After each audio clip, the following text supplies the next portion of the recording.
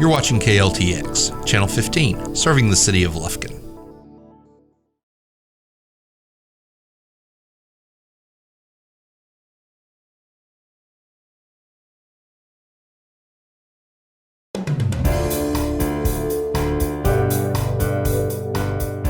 So I want to start The Highwayman. Yes. I'm probably going to make a fool of myself because I did not research this near enough. But I keep seeing things with Spielberg. Mm-hmm. And Spielberg is up in arms because Netflix is making not movies. And these not movies are, being nominated for Oscars. Maybe not necessarily winning. I think they won something. Did Roma win something? They won a couple things. So they haven't won like Best Picture or anything like that yet. Right. But they're slowly creeping their way up. And Spielberg's like, no, this is not cinema. And I, from what I've seen, do not understand his argument at all. And what he's saying is they're making it on basically a TV platform. It's TV. It can go win an Emmy. That's fine. It doesn't belong at the Oscars. But I think if you make a cinematic movie, and this thing is one of the most cinematic things I have seen in a long time.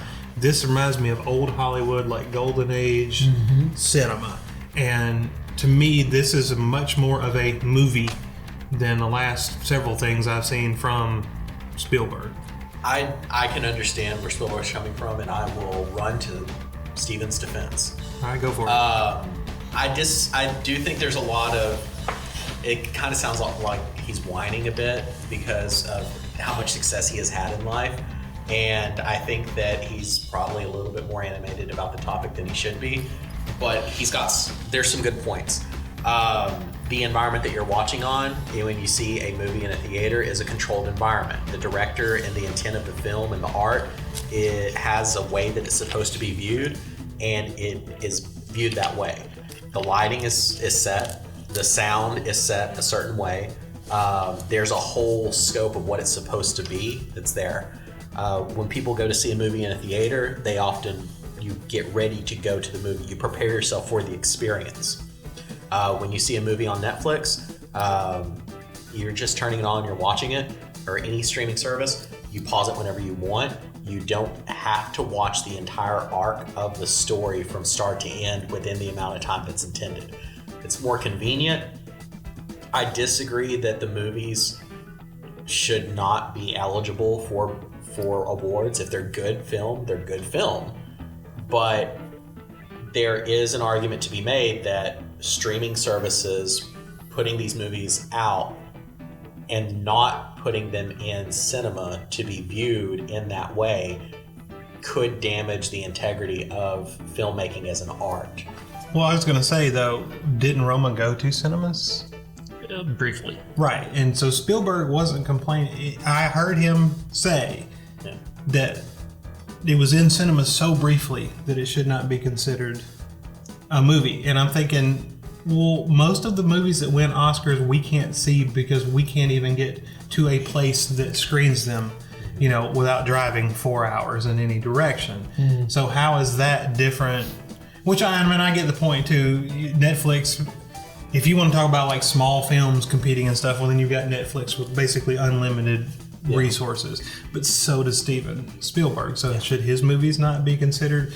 And then there's just too many nuances there. Now I do agree that they should be in a cinema, but I don't care if it goes to cinema and Netflix at the same time.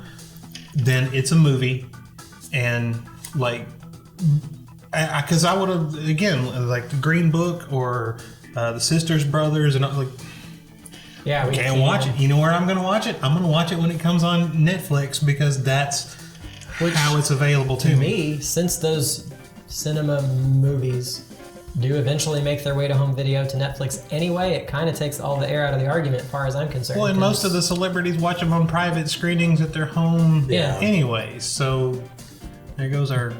Now, why don't we take away 2 of the 14 daily screenings of Ready Player One so we can watch something worth watching? Absolutely. Yeah. Well, here's the thing that has nothing to do with this specific film, that this is emblematic of a political and cultural shift that's going on in the country right now, where years ago you had people that could go and see high art Okay, they could go see orchestras and operas playing in opera houses, and only the richest people could go there.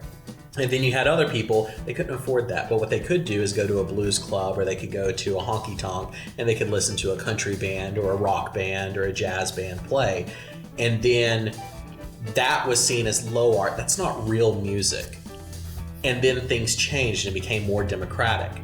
You had more people that were able to go to concerts. You had the explosion. Queen, I think, really is where there was that shift of, everyone can go see good music live in a big venue around other people. And now you have the idea of, well, what if we can't get to the East Coast? What if we can't go to Los Angeles or New York to see a premiere of a specific movie? You're not offering us the same opportunities. We're the middle of America. We're that middle class that's kind of getting ignored. So do you feel it's kind of mustache twirling, monocle wearing, like is it elitism that's driving this? I think he's out of touch with where most people are ever since him and George Lucas and that group of people. Their last impression of what the real world was whenever they were in college together making their first movies. Ever since then, they're just out of touch, and they still see things through that perspective. Like you can't get people who are working two jobs, who work who work two 30-hour jobs a week in order to make ends meet, and then they're Lyft drivers or Uber drivers in between, to be able to dedicate time during 2 p.m. in the afternoon to 9 p.m. at night to go to a cinema and see a movie. Their only chance is going to be 3 a.m. in the morning when they're trying to catch some sleep to watch half of a movie and then come back and watch the other half the following day. And if you're going to let people see any art, they've got to adapt to the upcoming. But so I don't know, because I have two feelings on this. Because if you go somewhere, and it doesn't matter, sport, movie, anything in competition, right? So the Oscars is a competition. Somebody votes, somebody wins. If you go somewhere and you're like, but I'm a little fish and I'm having to compete out of my league, this isn't really fair that I have to compete because I'm going to lose. I don't have the money, I don't have the resources, I don't have the actors won't come work for me, I don't have anything. And that's true of anything. If I'm playing high school basketball, I don't want to go play the college teams. If I'm playing 1A basketball, I don't want to play the 6A teams. That's not fair. But at the same time, once you reach a certain level, it's like, all right, if you're going to win, the top prize that you can win. So the Best Picture Oscar is what we all agree is like, that's the biggest award you can get as a filmmaker, is you have the best Oscar winner, Best Picture, Best Director. Yeah, those two would be. Well, if you're going to win that, then it ought to be all bets are off. Whoever puts out the best movie, you win. And the only way you win is to put the best movie. And that's the way it should be. So I don't like him being at the top and going, yep, no, y'all can't come play in our house. Go away. That's how it is with music, though. I think music is a really good analogy for this. When you look at who wins the American Music Awards, the Billboard Awards, it's not the person who was the most inventive or told the best story using song. It's not really the best album of the year. It's the person that had the widest distribution and sold the most CDs to the widest audience based upon whatever 20-year-old alliances are still going on in the music industry. Whatever gets radio play, those are your contenders for the best movie or the best songs of the year and the best albums of the year. And that's been a strategy that they've been using for the last 60 years. I mean, there are underground people, there are technically talented musicians that you'll never hear of that are hands down the best in the world. Well, I'm sure, that's true for anything. Yeah. Pick a sport. There's probably a guy in, Kenya right now that's the best basketball player that ever lived, and we'll never see him because he'll never get an opportunity. Nobody will ever find him. There's probably, some guy in Russia right now that's going to be the best hockey player that there ever was, and you'll never see him and never hear. You can name anything, and there's somebody that didn't get the opportunity and get the chance to do it. And that's just kind of the world we live in. But I just wholeheartedly disagree with someone standing at the top and going, nope. you don't get your chance because you chose a different platform, or a different person gave you money to make that film than gave me money to make this film, so you can't play at my house. Aren't we always playing someone else's game? You have to play by the rules. Well, that's what I said, and I get it. Like I get it at lower levels, but once you reach that like upper echelon, and we are the like Oscars, it ought to be the best movie. I don't care where it. And again, like there are things like you said, controlling the lights in the theater, and we made it for the big screen. Okay, well, fine. So if you want to say it has to be in a theater, then put some rules forth, and I'm sure Netflix, if they got a movie. If you say, all right, it's got to be in the theater for 10 days and it's got to have a distribution of 20 theaters, then Netflix will put it in, 20 theaters for 10 days. If it's a written rule, I get it. And I'd be totally behind what he said. As far as I know, there's not any written rule, just that it has to be in theaters at some point. I would love if there was like a 15-second disclaimer in front of like the serious films on Netflix. If it said intended to be watched, with lights off on surround sound, or intended to be watched in native language if it's a foreign film. If they had viewer instructions or suggestions, that'd be awesome. Or like just paired with Moscato. This one is extra butter on the popcorn. Yeah. And I don't really care. I hadn't watched the Oscars in years. I don't really care. Yeah. But I there's just something, like I said, it almost feels like a bully when Steven Spielberg, who really is, he's at the top of the game, right? Used to, until the last few movies. If you put his name on something, I was going to go to the theater to watch it. It was going to be good, and I was going to enjoy it. And to put his name on something just meant greatness to me. Absolutely. And so I would definitely say he's, like, if you ask people to name the most famous director in the world, I would say he would be on most people's. I think two people come to my mind: Steven Spielberg and Alfred Hitchcock. Those are the first two guys that came to mind. But nobody under 30 knows who Alfred Hitchcock is. Probably nobody under 30 knows who Spielberg is. But Ron Howard. Okay, so Ron Howard's really good. Did Black Panther get nominated for Best Picture? Yes. Yeah. Okay, Dark Knight was way better than Black. If you talk about like Oscar, type movies, I would say The Dark Knight. Yeah. Way more Oscar-y than Black Panther was. The stuff that Black Panther did win, I think, was very deserving, which is like costuming and. Oh, absolutely! Great costuming, Yeah. great scenery, great all the art direction was fantastic, and the story was fine. Like, it wasn't a bad movie by any means. It got a little overhyped. That's all. One of the movies I've enjoyed the most over the past 2 or 3 years couldn't even find theatrical distribution. Did anyone see Tragedy Girls? Never heard of it. Never even heard of it. It's on Hulu. I think Craig Robinson was in it and may have produced it. But it's about a couple of girls who decide that they're going to start killing people around their school and putting it on social media. And they become a big kind of national sensation. Wasn't there another movie that had a very similar plot that did get distribution? I think so. It was like something Assassins or something, or like Assassin's Girls or something. It was very similar. I don't know. In terms of what you're describing. But it's on Hulu. Watch it. It's kind of fun. Try it. Dwight in Shining Armor. You told me about this. I wasn't that skeptical because you described it very well and accurately, I must say. It's just ridiculous. But fun. So it was come up in front of a YouTube video. There was an advertisement for it, like a trailer for it. And I said, this is either A, going to be hilarious, or B, be one of the worst, campiest things like on TV ever. And it actually is somewhere in between there. It walks that line. It does, but it does it very well. If you don't know, BYU TV is Brigham Young University has their own TV channel, or I guess streaming channel. I watched it on the Roku. I did too. Yes. Roku. So it's a completely free channel with actually quite a lot of content on it, and all the content is also free, and there's no advertisements. Have you found advertisements? No advertisements. I was surprised, because usually you play and then you get an advertisement. But yeah, it's free channel, free shows. Yeah. It's episodic. They're up to five episodes now. And so the basic story is it's Sleeping Beauty. Right, yeah, kind of, yeah. Like Princess is asleep for 1,000 years or whatever, and except Dwight is not the knight in shining armor. He is not Prince Charming. He's just like a high school student. Kind of a nerdy high school kid, and he stumbles upon her, trips, falls, lips literally meet. Falls on her. Yeah, falls on her, lips meet. A little bit of an overachiever. Yeah. and she wakes up and what was it called, the spell, the champion spell. Yeah. And so whoever kisses the princess and wakes her up is champion of the realm.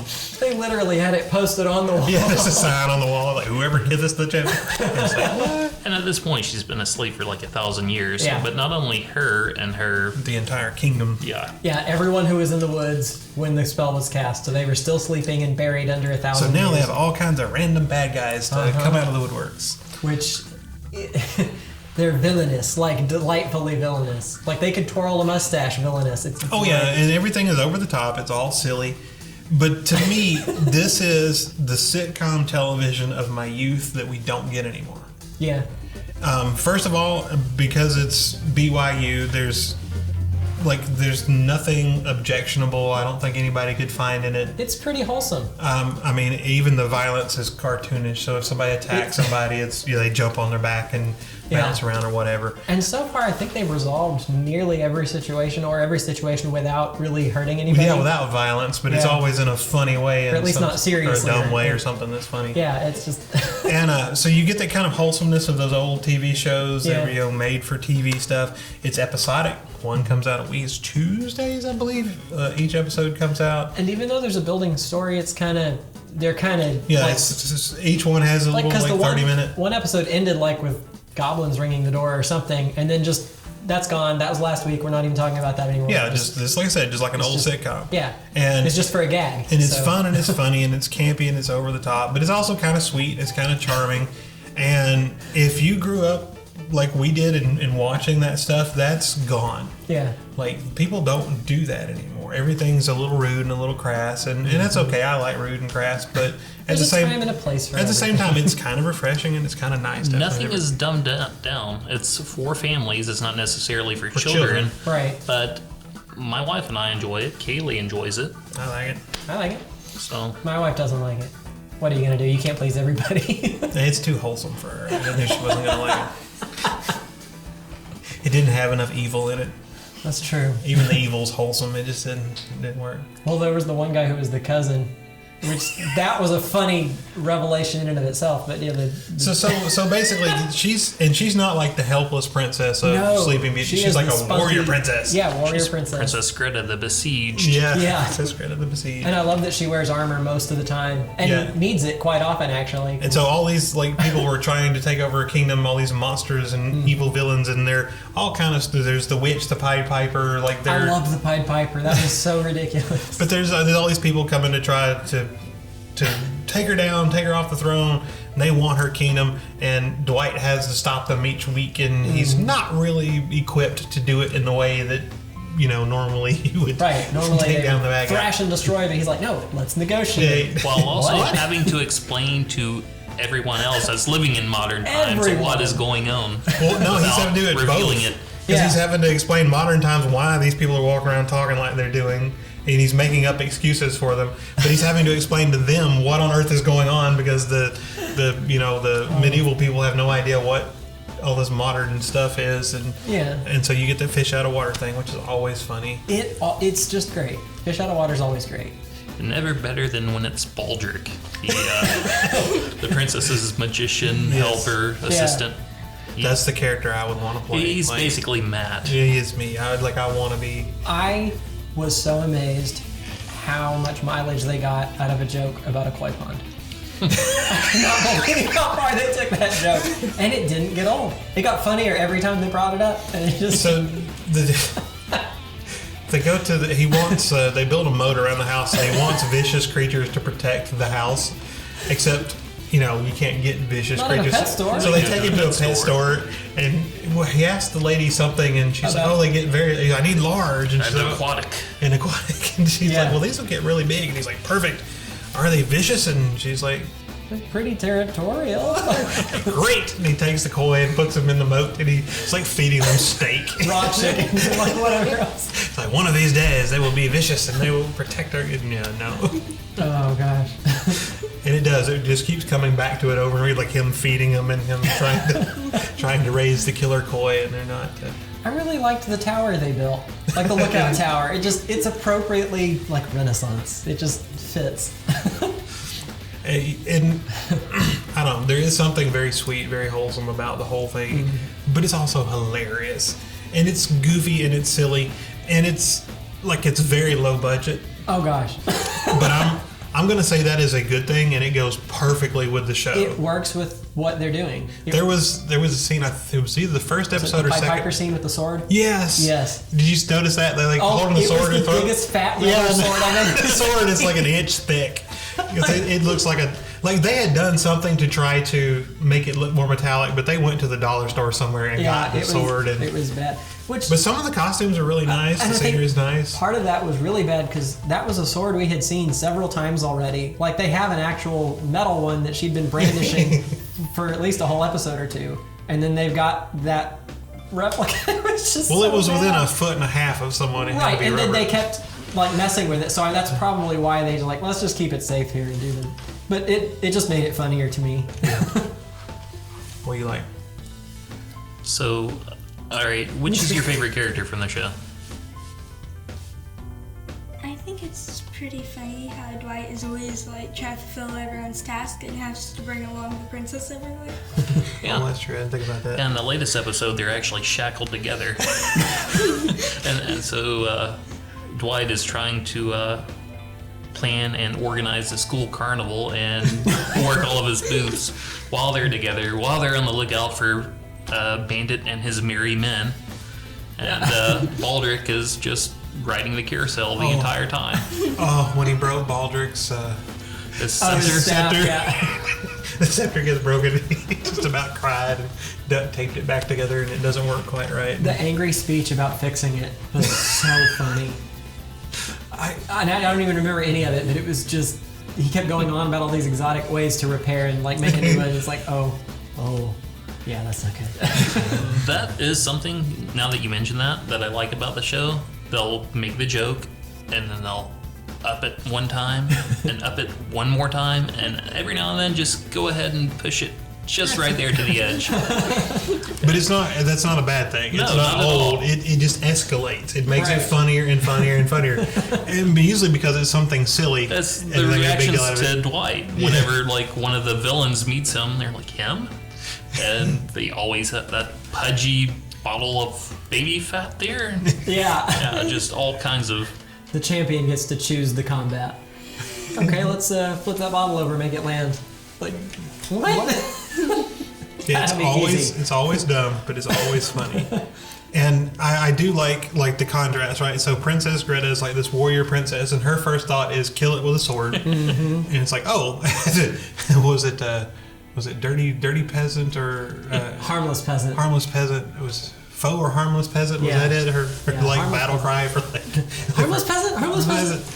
but she's always like kill it with a sword, and Dwight's always like no, like. No, it's his nice place. You can't kill stuff here. But she's like that with everything. It's like, hey, let me take you to the restaurant. Kill the waitress. No. Well, that made the Pied Piper bit particularly funny, and I kind of saw the joke coming, but it was still funny that they were like, all right, let's do battle. He's like, no, they can't help it. They're being controlled. You can't kill half the town. So it's always kind of irreverent. It's always silly, but it's always been funny, kind of sweet and endearing. Yeah. And there's something. Again, it's so weird me saying this, but there's just something about the not nasty of it, like the wholesomeness, the niceness, the kindness. Yeah. Not quite Leave It to Beaver level, but it's in kind of. But it just, it's just refreshing, and it feels different. And I don't know, maybe it'll get old after a while, but so far it has just been riotous, and I enjoy it. I really wanted to do this video because I just randomly saw it, and I got you guys to see it, and everybody except for your wife liked it. I don't know. And it's free. Like, go try it. Absolutely. And I'm doing this purely selfishly because I want them to make a season 2 and a season 3. Yes. And BYU does have a history of stuff just kind of being gone. And like people, go watch this, and it doesn't cost you anything. The BYU TV, like the app, doesn't cost anything. I mean, it's just search for it, download it. Yeah. Super Go easy to find. Dwight and play Easy it. to No operate, commercials. Yes. And you can genuinely, I can't imagine a situation. Well, I'm sure there is one, but I can't imagine a situation where anybody with kids could not go, hey, you're 8, let's watch this. Hey, you're 6, let's watch this. They may not understand everything that's going around, but they're going to laugh because there's slapstick and there's silliness and like. But it's not dumb. It's not dumb. That is true. It's not that's painful, numbing silliness. It's fun silliness. no, yeah. It's not that stupid. I hate that stupid comedy that kind of became prevalent there for a long time. Kind of the Will Ferrell-y, and which I like some of the Will Ferrell stuff. But I was gonna ask if you meant like the Christmas Chronicles. didn't watch the Christmas Chronicles. Not even once, guys. Just don't do it. So Harry, you got anything else? You look better today, Harry. Nothing? You don't want to say anything? Nope. Anything That's else? fair. No, I just, it's fun. I like it. I laughed. I'm watching more. All I want to say is go watch it. Give it a try. Like, Yeah. I think I really can't imagine. Like, you may not like it if it's not your thing, but I Yeah. can't imagine anybody being offended by it. I can't imagine. And again, completely free. It didn't. You can't lose. You waste a few minutes at the worst. Yeah. Also, if you have any interest in filmmaking at all, look at it and be inspired. These people are Yeah. making something, and it costs nothing to make. Right. I'm impressed with what they do with what they have, and look at the really scenery. Look at the Entertaining. the sets, the costumes, the and it's so fun. Yeah. So it's delightful. That's the word, delightful. Delightful. And you'll know by the first episode whether It's you like it or delightful. not, because it's delightful. I got his pun. I stole his pun. Oh. Stole his pun. Well, that's all our time. Thanks for watching.